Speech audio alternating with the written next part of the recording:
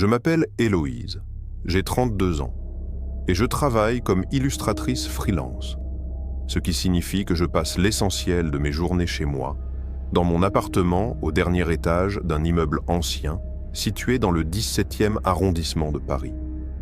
Le bâtiment en lui-même est charmant, avec ses boiseries d'époque et ses moulures au plafond, mais il y a toujours eu quelque chose d'étrange dans l'air. Peut-être est-ce l'odeur de renfermé qui remonte des caves, ou bien le couloir trop long du 4e étage où j'habite, qui semble étirer les pas jusqu'à l'absurde. Mais j'ai toujours su faire avec, jusqu'à ce qu'un nouvel occupant s'installe dans les combles, juste au-dessus de chez moi. Je n'avais jamais su que le grenier était aménagé. Personne n'en parlait jamais. Il n'y avait pas de boîte aux lettres pour ce logement, pas de nom sur la porte en fer battue qui menait à la trappe du haut. Pourtant, un matin de janvier, alors que j'étais sorti promener mon chien, j'ai vu un homme monter avec des cartons. Il portait une vieille valise en cuir et n'avait pas l'air très pressé. Il devait avoir dans les 60 ans, des cheveux longs attachés derrière la tête et un manteau marron qui datait clairement d'une autre époque. Il m'a salué poliment, d'un ton presque trop courtois, et a continué sans demander son chemin. Ce qui m'a troublé, c'est que je ne l'ai jamais vu redescendre. Les premiers jours, je ne me suis pas inquiété. Peut-être que je l'avais simplement manqué. Mais au fil des semaines, j'ai commencé à entendre des bruits. Pas des bruits de pas normaux, non. Des grattements, comme si quelqu'un traînait quelque chose de lourd sur le plancher. Parfois, tard dans la nuit, j'entendais comme des murmures à peine audibles, accompagnés de claquements secs, comme si l'on fermait des caisses. La première fois que c'est arrivé, j'ai haussé les épaules. La deuxième fois, j'ai coupé la musique que j'écoutais pour être certaine. La troisième fois, je suis monté jusqu'à la porte du grenier, mais elle était fermée à double tour. Aucune lumière ne passait sous le seuil. Un dimanche, j'ai croisé la concierge et je lui ai demandé, de la manière la plus décontractée possible, qui habitait là-haut. Elle m'a regardé fixement, comme si j'avais prononcé un mot interdit, puis a haussé les épaules. Personne ne devrait vivre là. Ce n'est pas loué. C'est fermé depuis des années. J'ai ri nerveusement et lui ai parlé de l'homme que j'avais vu. Elle a froncé les sourcils et m'a dit qu'elle allait vérifier. Le lendemain, la serrure avait été changée, sans explication. Mais les bruits, eux, ont empiré. J'ai commencé à sentir une odeur étrange, sucrée, métallique, comme du sang séché mélangé à du désinfectant. Parfois, ça me montait jusqu'au cœur. J'ai même eu des cauchemars, des rêves dans lesquels j'étais enfermé dans une pièce sans fenêtre, où quelqu'un respirait bruyamment derrière un mur trop fin. Je me suis surprise à me réveiller en sursaut, les draps trempés de sueur, le cœur au bord de l'explosion. J'ai essayé de rationaliser, de me dire que c'était le stress, la solitude ou mon imagination. Mais un soir, en rentrant des courses, j'ai trouvé la porte de mon appartement entr'ouverte. Je suis resté figé un long moment sur le palier. Je vis seul, je verrouille toujours la porte. Toujours. J'ai sorti mon téléphone et appelé la police, mais je n'ai pas osé entrer tout de suite. Les agents ont fouillé tout l'appartement, n'ont rien trouvé. Aucune trace d'effraction, rien de volé. Mais un détail m'a glacé le sang. Ma trappe à linge, qui donne directement dans un petit conduit vertical fermé, était entr'ouverte. Et à l'intérieur, j'ai trouvé un petit morceau de papier froissé, griffonné à la main. Ce que tu ignores te protège. Aucun mot de plus. Depuis cette nuit, je dors à peine. J'entends des grattements derrière les murs, des pas juste au-dessus de ma tête, même quand il n'y a pas de lumière dans le grenier. J'ai installé une caméra dans mon salon, pointée vers la trappe. 2 jours plus tard, elle avait disparu. Il ne reste que le support, proprement dévissé. J'ai appelé le propriétaire, qui jure que personne ne peut y habiter légalement. Mais quand je parle de porter plainte ou d'appeler un serrurier, il devient évasif, fuyant, comme s'il savait quelque chose qu'il ne voulait pas dire. Je commence à douter de tout. Je crois que l'homme du grenier n'est jamais vraiment parti. Je crois même qu'il ne fait que commencer. J'ai déménagé ce matin. J'ai pris ce que je pouvais, laissé tout le reste. Et pourtant, ce soir, en montant les escaliers de mon nouvel immeuble, j'ai cru voir une silhouette dans la cage d'escalier, avec ce même manteau marron. Peut-être que ce n'était qu'une coïncidence, peut-être que ce n'est pas lui. Mais s'il me suit, je ne suis pas sûr de pouvoir m'échapper cette fois.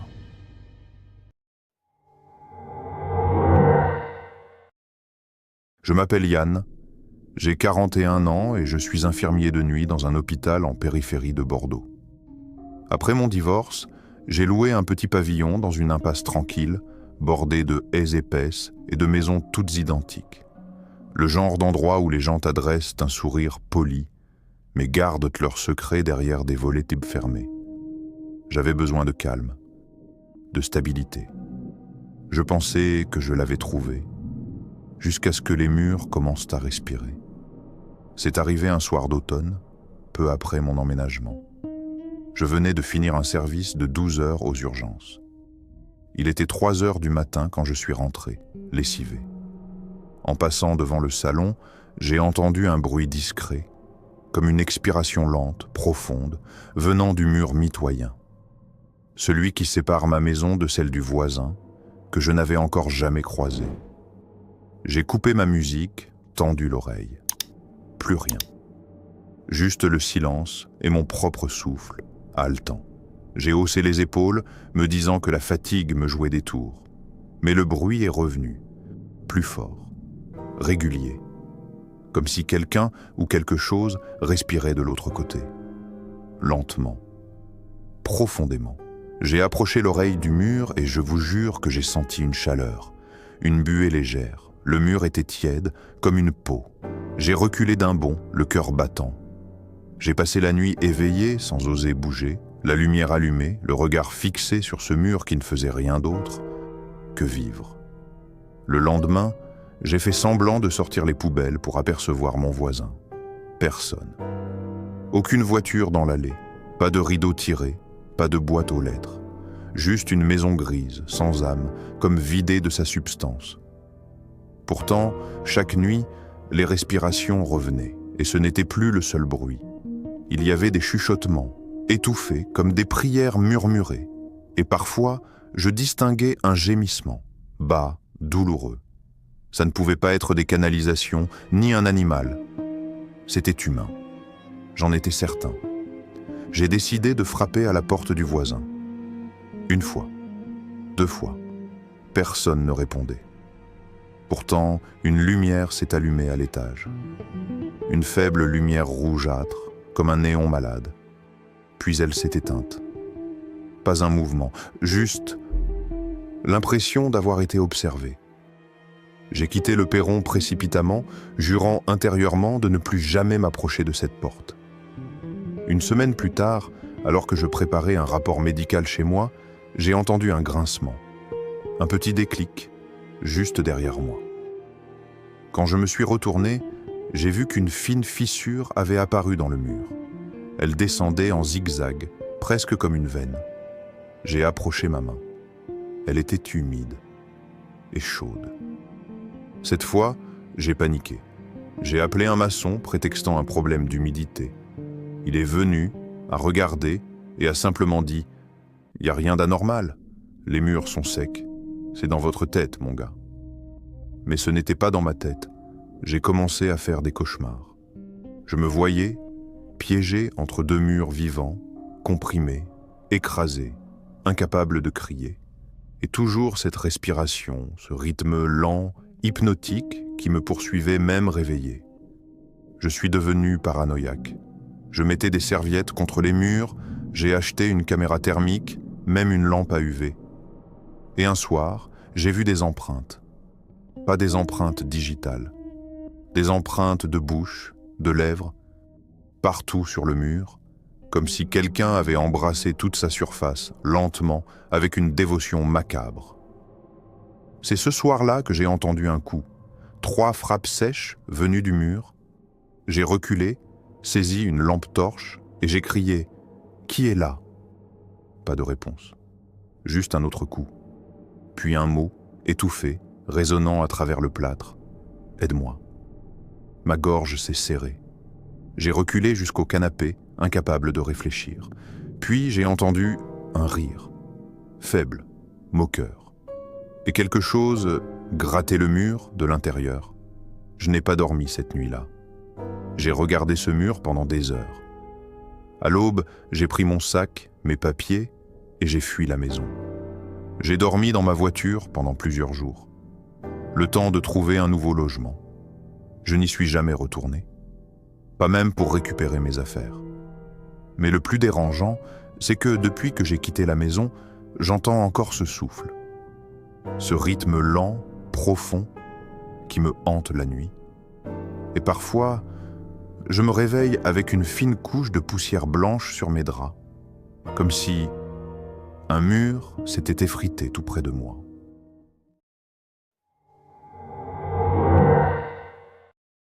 Je m'appelle Malik, j'ai 28 ans, et je travaille comme réparateur d'ascenseurs dans une grande société privée. J'ai toujours aimé les chiffres, les séquences, les symétries. C'est sans doute pour ça que cette maison m'a attiré. Située en lisière d'un petit village en Bourgogne, elle était vendue à prix cassé, car l'ancien propriétaire était décédé sans héritier. Un notaire pressé, un vendeur absent, une signature expédiée. J'avais trouvé l'affaire du siècle. Une maison en pierre, 2 étages, un jardin. Le rêve. Mais dès la première nuit, j'ai compris que cette maison avait ses propres règles.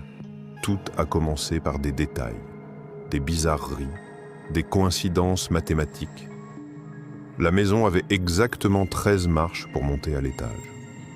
Les fenêtres, 4 par façade, toujours en carré parfait. Les prises électriques étaient installées à 66 cm du sol, précisément. Le compteur affichait des séquences presque trop parfaites pour être dues au hasard. 111, 222, 333, toujours à la même heure. Et les sons, chaque nuit, à 23h33, un clic sec se faisait entendre dans le salon, toujours le même, identique, chronométré. Je me suis mis à prendre des notes, à mesurer, à observer. À 23h33 exactement, le mur ouest émettait un déclic. Puis, à 2h22, la lumière de la cave vacillait brièvement. À 4h44, un courant d'air froid traversait le couloir, comme s'il y avait un mouvement invisible. J'ai vérifié l'isolation, la plomberie, les câblages. Tout était normal, aucun défaut, aucun courant d'air, juste des motifs. Répété, inexpliqué. Un soir, j'ai décidé de descendre à la cave à 2h22. J'avais installé un thermomètre, une caméra et une lampe UV. Quand la lumière a vacillé, j'étais là, prêt, et j'ai vu. Une silhouette floue, comme un reflet dans l'eau, se dessinait sur le mur du fond. Elle ne bougeait pas, ne faisait aucun bruit. Mais elle était là. Et elle me regardait. Mes jambes ont flanché. Je suis remonté sans fermer la porte derrière moi. Le lendemain matin, la cave était vide, mais la silhouette était dessinée au mur, en chiffres. Des dizaines de nombres griffonnés à la craie, ou au sang sec, je ne saurais dire. Ils formaient une sorte de spirale. Au centre, un nombre unique, 191 919. Je l'ai reconnu. C'était l'heure à laquelle mes parents étaient morts dans un accident de voiture des années plus tôt. 19h19. Coïncidence ? Je ne croyais plus au hasard. La nuit suivante, j'ai entendu une voix, furtive, comme un souffle dans l'oreille. Elle répétait une série. 1, 9, 1, 1, 9, 1, encore, encore. J'ai cru devenir fou. J'ai ouvert mon ordinateur, tapé les chiffres. J'ai cherché des correspondances, des dates, des codes, des suites logiques, rien. Puis j'ai eu une idée. J'ai divisé le nombre central par les valeurs des autres chiffres muraux, un par un. Toujours le même résultat, 13. 13. Le nombre de marches, le nombre d'objets dans la chambre principale, le nombre d'armoires, le nombre de vis dans la plaque électrique. Chaque élément de la maison était lié à ce chiffre, comme si elle avait été construite autour de lui, pour lui. J'ai voulu déménager, vendre, m'enfuir. Mais chaque fois que je sortais, quelque chose me ramenait. Un accident de voiture, une panne soudaine, un appel anonyme où une voix monocorde me disait simplement « Tu n'as pas encore trouvé le dernier chiffre ». Et puis, le rêve est venu. J'étais dans la maison, sauf qu'elle était inversée. Tout était à l'envers. Les escaliers montaient vers le sol, les fenêtres donnaient au ici, dradenées sur un ciel noir. Et dans ce rêve, je me tenais au centre d'un cercle, gravé à même le plancher. Autour de moi, 12 hommes debout, silencieux, sans visage. Le 13e, c'était moi. Je me suis réveillé avec une douleur au poignet, et en regardant, j'ai vu un chiffre gravé dans ma peau, à vif, 0. Le dernier chiffre. Ce jour-là, j'ai tout compris. La maison ne cherchait pas à me faire peur. Elle me comptait, elle m'intégrait. Je faisais partie de sa logique. J'étais devenu un élément de sa structure, le 13e élément, le 0 final, l'équilibre parfait. Depuis, je ne sors plus. Je reste là, à écouter, à calculer, à attendre l'heure exacte. Et quand j'entends le clic du salon, je souris. Parce que maintenant, je sais que je suis exactement à ma place.